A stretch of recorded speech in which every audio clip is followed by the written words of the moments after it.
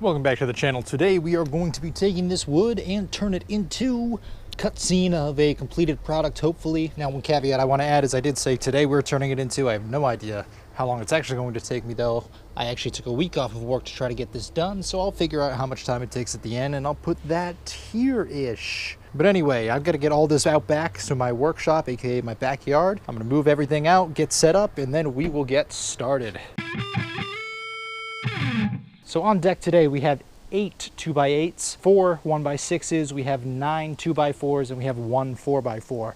This board here in the back, that's for a different project. We can ignore that one for now. All of these are 8-foot lengths. As you can see here, I didn't quite leave myself enough room on the table to also put the saw down. So what I'm gonna do instead, transfer these over to my patio table so I can actually set up the saw, then we can start cutting. I did also make this list of what goes where and how many of each we need. I'll probably type this up and I can put it somewhere in the description below. Anyhow, let's get to it. There's really not a whole lot going on in this episode other than cutting all the wood to the lengths that I've listed earlier and that I've listed below. So instead, that gives me a great opportunity to give a little bit more information about this project as a whole. So I did this whole project late last year. I started at very end of summer. It was pretty much at the height of COVID wood prices, and I paid a total of $365 in materials. Now, if I were to buy a comparable bed set with drawers from a furniture store, especially a full solid wood set like this, it would probably cost somewhere between $2,000 and $4,000. And even then, all the ones that I found that were available, I really just didn't like the looks of compared to this. But to save that money, it does take a lot more effort. It does take a lot more time. It took me almost 3 months of my weekends and my spare time to do this after the initial few days that I was doing it full time. Now, to be clear, a lot of my projects, like when I was renovating my garage or the closet, I said it doesn't have to be perfect because it's not something I'm going to see every day and interact with every day. This has to be perfect. This is something I see every time I get up,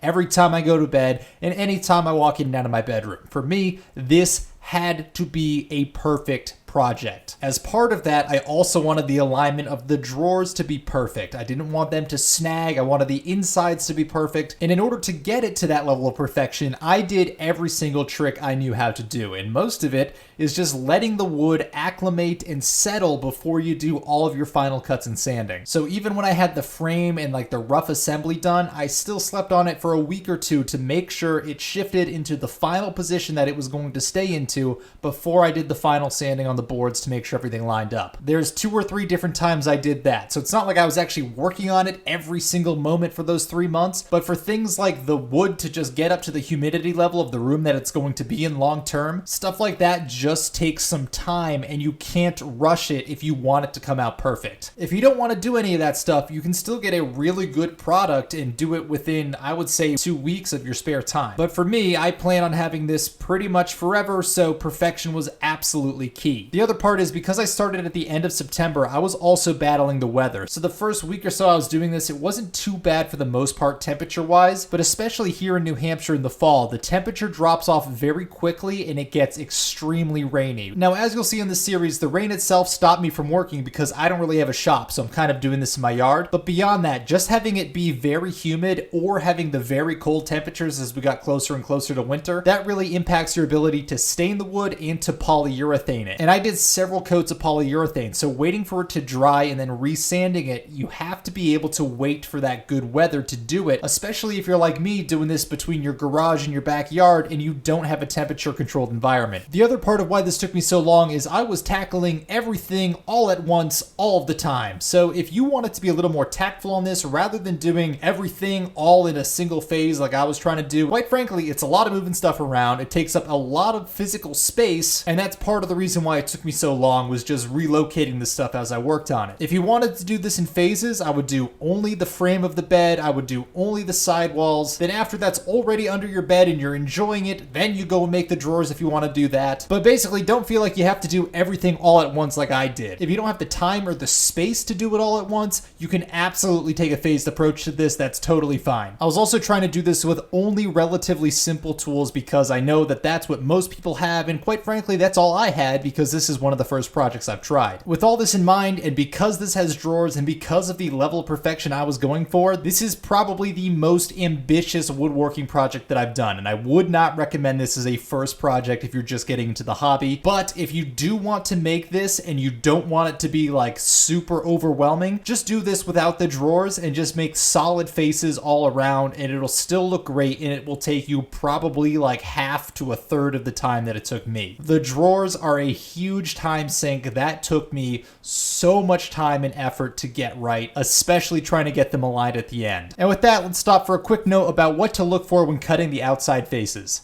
The last thing I have to cut is all the 2x8s. However, those are going to be all the outside facing surfaces. Therefore, I want to make sure I have the prettiest surfaces facing outside, so I have to really select how I want to cut them to make sure I'm hiding all of the really ugly parts, so that's going to take a little bit of time. Because I know that's going to take some time, I'm going to go in real quick and hydrate for a bit. And also change the GoPro battery since that is about to die. And that is the first lesson I learned in this project, is make sure you stay hydrated and stay energized. If you're getting to the point that you're like, oh, this really sucks, yeah, well, probably does. Probably does suck.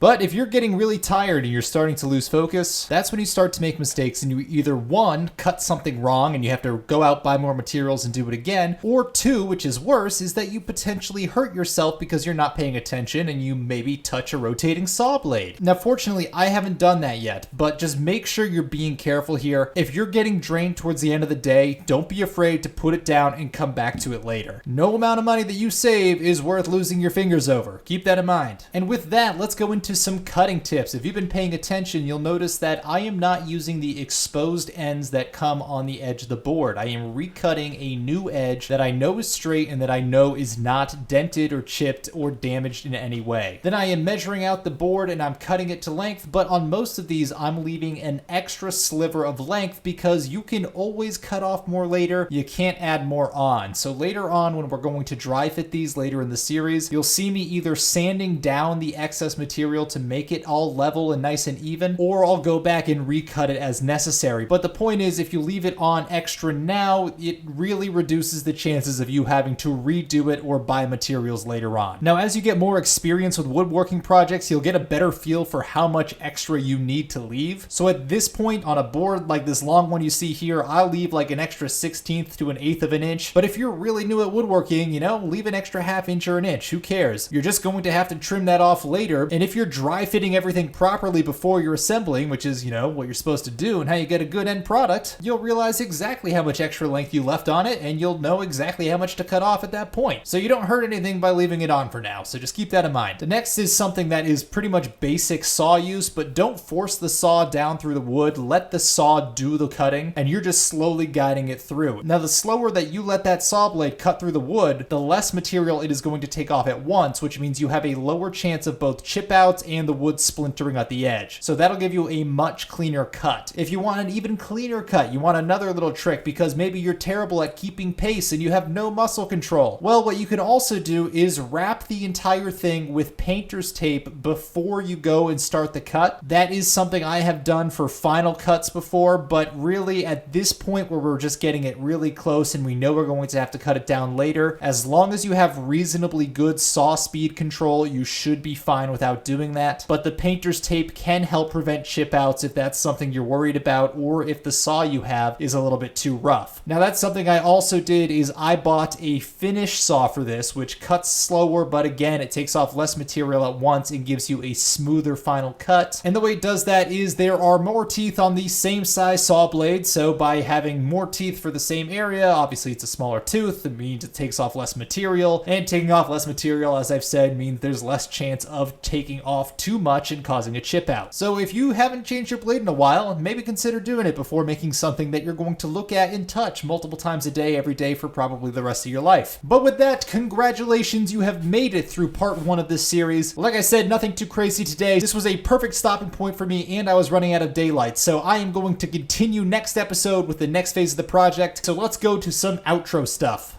At this point, I have pretty much all of the wood cut. As you can see, there is quite a bit of it. However, it's getting late in the day, and in order to really proceed, everything's going to be pretty much dry fit together, then sanded so it's all smooth on the edges, and final drilled and all that stuff. So I don't have enough time to do all of that today, so what I'm going to do today is put this away for now and then shift gears a little bit and then do the finish test for like the different stains and stuff. That way those have time to cure overnight and I have a good feel for how those different finishes I wanted to try look, and then that way I know know which way I'm going to go with at the end of the week when everything else is ready and assembled. So that's all I got for today. I will resume tomorrow when I have a little more energy, and we'll get this dry fitted. Thank you guys for watching, and I will see you next time.